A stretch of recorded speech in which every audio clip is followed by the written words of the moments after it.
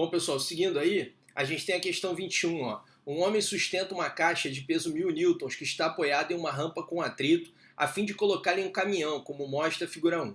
O ângulo de inclinação da rampa em relação à horizontal é θ1 e a força de sustentação aplicada pelo homem para que a caixa não deslize sobre a superfície inclinada é F, sendo aplicada à caixa paralelamente à superfície inclinada, como mostra a figura 2.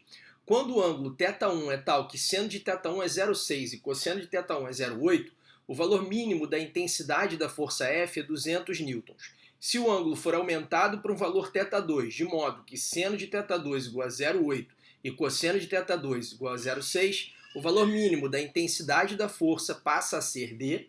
Então vamos lá, pessoal, é um plano inclinado com atrito, né? Então o que nós temos aqui? Ó? Nós temos de forças atuando sobre esse corpo, nós temos o peso dele, está aqui. Esse peso a gente sabe o valor, é 1000 newtons, foi dado no problema. Então nós temos aqui esse peso de 1000 newtons. Nós temos a força normal, sempre perpendicular à superfície de contato, está aqui a força normal. E nós temos a força de atrito, né, que tenta impedir o deslizamento dessa caixa. A força de atrito seria isso aqui, ó, a tendência da caixa deslizar para baixo. Então nós temos aí uma força de atrito para cima, essa seria a força de atrito. Como o objetivo é manter essa caixa parada, o atrito é estático, né, e ele vai ser máximo porque a gente vai fazer a menor força possível para a caixa não escorregar. Então a caixa vai estar no limite para escorregar, vai estar na iminência do movimento, né? A gente, quando tem um plano inclinado, a gente trabalha, a gente já viu isso, né? A gente trabalha com um eixo perpendicular ao plano e um eixo na direção do plano. Então esse aqui que seria o eixo Y e um eixo paralelo ao plano, na direção do plano, que seria esse aqui, que seria o eixo X. Então esses são os dois eixos nos quais a gente trabalha. Então a força normal já está no eixo, a FAT já é paralela ao X, a força F já está também aqui no X. Vou até reforçar aqui a força F, porque ela ficou meio apagadinha aqui, né? Tá aqui a força F, ó. Tá, essa é a força F. E aí essa força peso, ela não está nem em cima do eixo nem em cima do outro. Se ela não está nem em cima do eixo nem em cima do outro, ela tem que ser decomposta, lembra? Então essa força peso, ela vai ter uma componente para cá e uma componente para cá. E a força peso vai sumir daí e no lugar dela vão entrar as duas componentes que a gente chama de Px e a gente chama de Py. Tudo bem? Lembrando que o ângulo do plano, o ângulo de inclinação aqui, ó, ele sempre aparece aqui entre o P e o Py, a gente demonstrou isso na aula, então aqui nós temos o ângulo θ. A partir daí, o que a gente pode concluir? A gente pode concluir o seguinte, olha, para decompor a força-peso, a gente vai concluir que o Px, deixa eu botar aqui outra corzinha, aqui ó, o Px ele está separado do ângulo, ó, o Px está aqui, o ângulo está aqui, então ele vai ser 1000 vezes o seno do ângulo θ, beleza? E o Py, ele está colado no ângulo, então ele vai ser 1000 vezes o cosseno do θ. A normal, ela tem que ser igual ao Py, porque o corpo não se movimenta nessa direção. Então a próxima conclusão é a normal é igual ao Py. E se esse cara está parado, as forças que apontam plano acima têm que anular a força que aponta plano abaixo. Então eu sei que a força de atrito estático mais a força F juntas tem que anular o Px. Tem que aguentar essa força que empurra o bloco plano abaixo. Pronto, essas são todas as conclusões que a gente conseguiu tirar daqui. O resto é substituir valor aí para descobrir o que a gente quer descobrir. Olha, ele disse para a gente o seguinte, que quando a situação era essa, com um ângulo de que o seno vale 0,60 e o cosseno vale 0,8, a força F para manter esse bloco parado seria uma força de 200 newtons. Então, nesse caso, essa força vale 200 newtons. Vamos partir dessa equação que está aqui, pessoal. Essa equação aqui, ó. Vamos trabalhar com ela. Se a gente trouxer essa equação para cá, vai ficar assim, ó. Força de atrito estático, a gente já falou que ela é máxima, né? Porque o corpo vai estar na iminência do movimento. Então, isso vai ser μ estático vezes a normal, né? Força de atrito, μ vezes a normal, mais a força F, isso tem que ser igual ao Px. Só que a normal ela é igual ao Py, e o Py é P cosseno θ, então vai ficar assim, ó, μ estático vezes a normal, que é 1000 cosseno θ, então seria 1000 vezes o cosseno θ, que é 0,8, nessa primeira situação, mais a força F, que ele disse que nessa situação é 200, vai ser igual ao Px, que é 1000 seno θ. Então, 1000 vezes 0,6.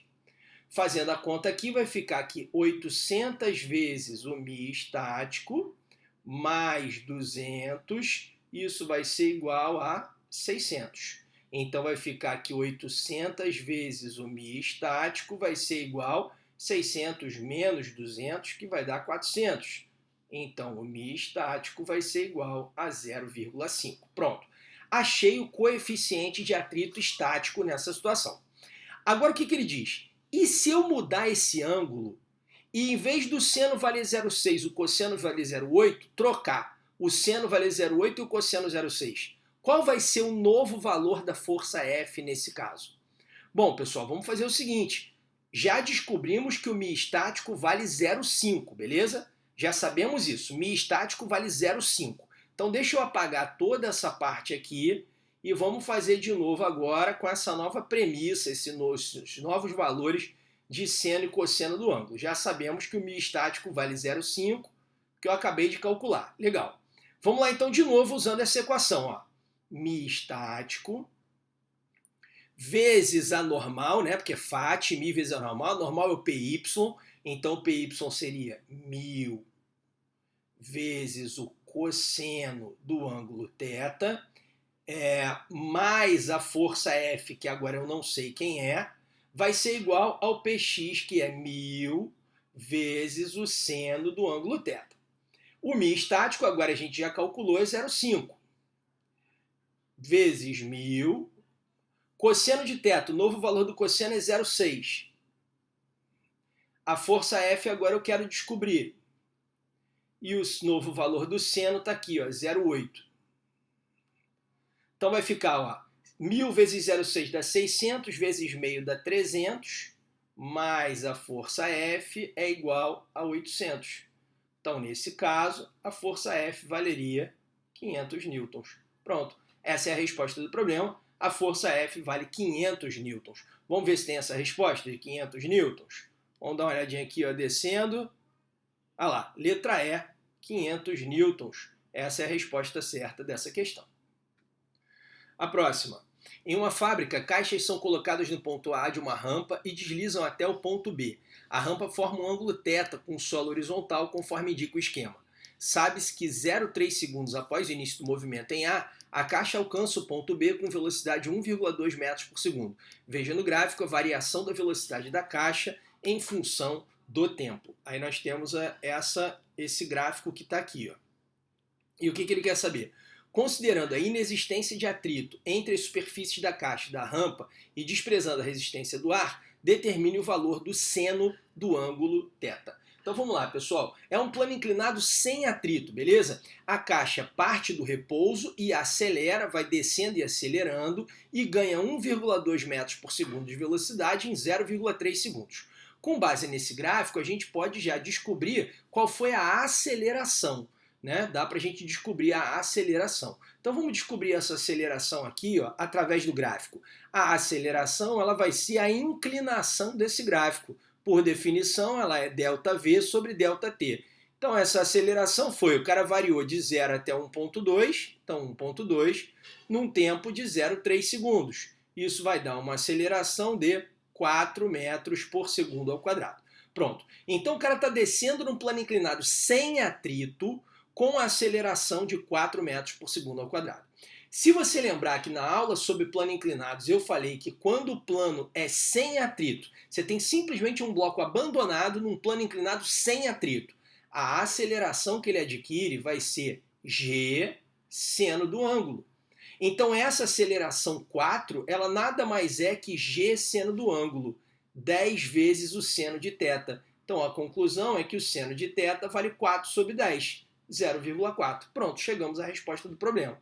Se você não lembra disso, não tem problema. O que você vai pensar? Você vai pensar o seguinte, olha, você tem essa caixa que vai descer, para não ter que subir de novo a página aqui, eu vou mostrar para vocês aqui mesmo, nesse pedacinho, ó. Aqui eu vou precisar fazer, peraí, assim, aqui nós temos a caixa, né? Seria isso aqui. Essa caixinha apoiada no plano. Aí você lembra que essa caixinha, ela sofre algumas forças. Ela sofre o peso vertical para baixo, né? Só mudar a ferramenta aqui. Isso. Então nós temos aqui o peso vertical para baixo. Nós temos a normal, perpendicular à superfície de contato. E você lembra que se é um plano inclinado, a gente vai decompor o peso. Então, decompondo o peso, a gente vai ter uma componente aqui, que é o PY, e uma componente aqui, que é o PX, e o peso desaparece daí. Beleza. Olha, esse é o PX, esse é o PY, essa é a normal. Só que a normal cancela com o PY. O peso já sumiu porque ele foi decomposto. Sobrou o PX. Então, a única força que atua resultante nesse corpo é o PX.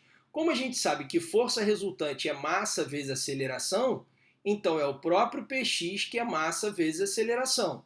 E o Px é P seno de θ. Isso é massa vezes aceleração. E o P você sabe que é mg, massa vezes gravidade.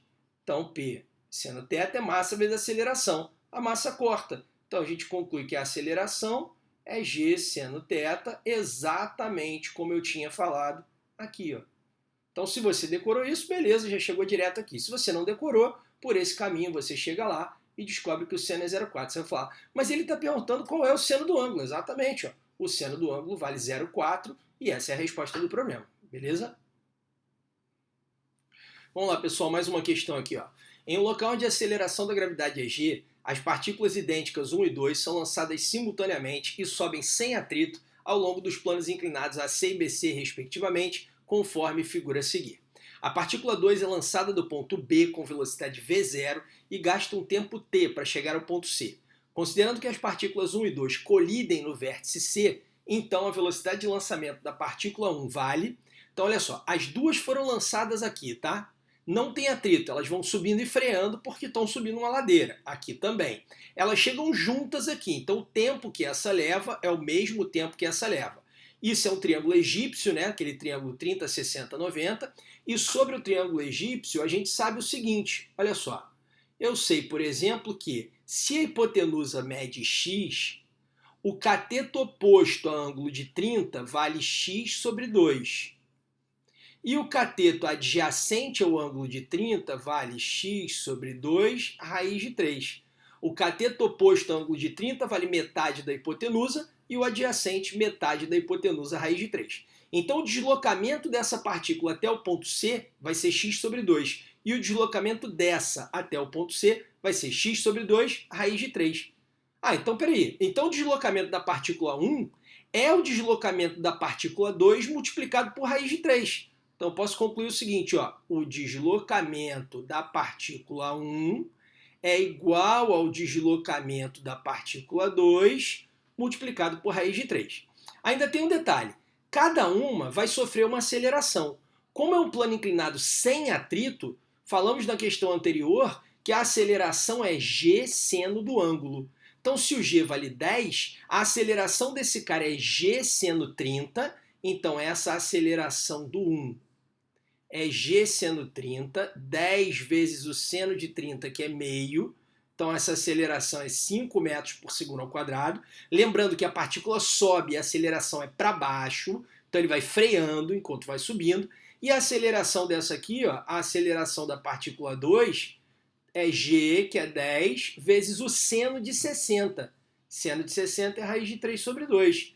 Então a aceleração da partícula 2, 5 raiz de 3 metros por segundo ao quadrado. A mesma coisa, ela sobe, mas a aceleração é para baixo, ela vai frear.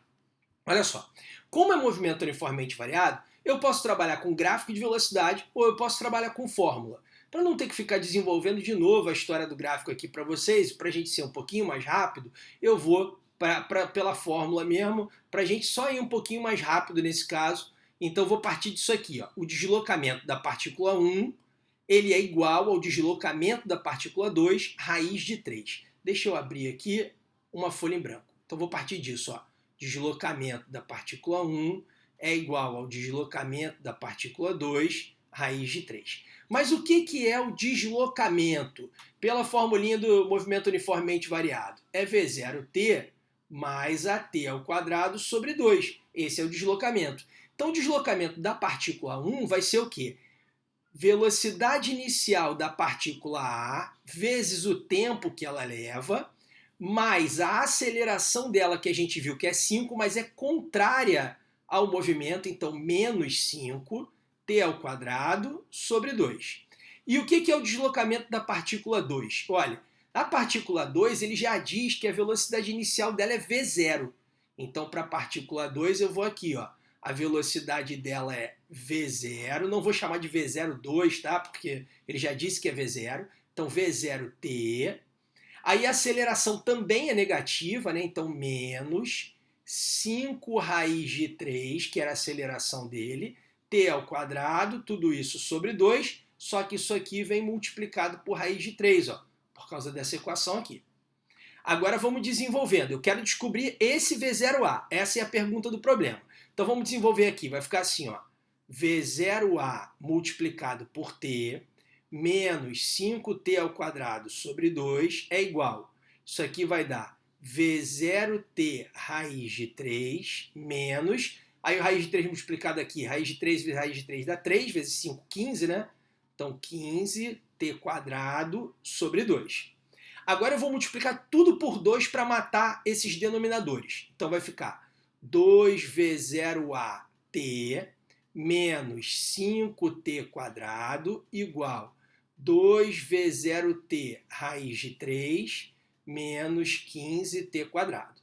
Agora eu vou passar esse menos 5t quadrado para a direita. Vai ficar 2v0at igual a 2v0t raiz de 3. Aí esse 5 vem positivo, né? Então fica menos 10t quadrado.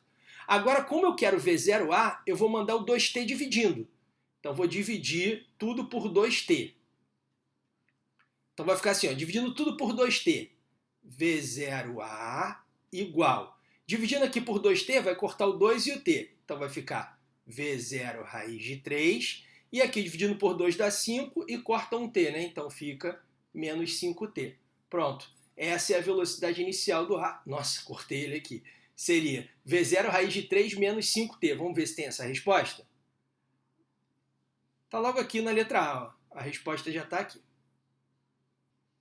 Próxima questão. Suponha que uma esfera de aço desce deslizando sem atrito um plano inclinado. Pode-se afirmar corretamente que em relação ao movimento da esfera, sua aceleração... Olha, se está no plano inclinado sem atrito, a aceleração é g seno do ângulo. O tempo todo a mesma aceleração, g seno do ângulo. Então a aceleração é constante e como ela vai descendo com aceleração, ela vai acelerando, vai ganhando velocidade. Então a aceleração é constante e a velocidade aumenta. A resposta é a letra C. Questão 25. Sobre um plano inclinado é colocada uma caixa em repouso e fixada a um cabo inextensível de massa desprezível. Não existe atrito entre a caixa e o plano inclinado. Qual será a aceleração da caixa ao se cortar o cabo? Bom, se você corta o cabo, sobra só o peso e é normal. É um plano inclinado sem atrito. E nos planos inclinados sem atrito, a gente já viu que a aceleração vai ser g seno do ângulo. E o ângulo aqui é 30. E o seno de 30 você sabe que vale meio. Então vai ser g vezes meio. Quer dizer que essa aceleração vai ser g sobre 2. A resposta está aqui na letra A.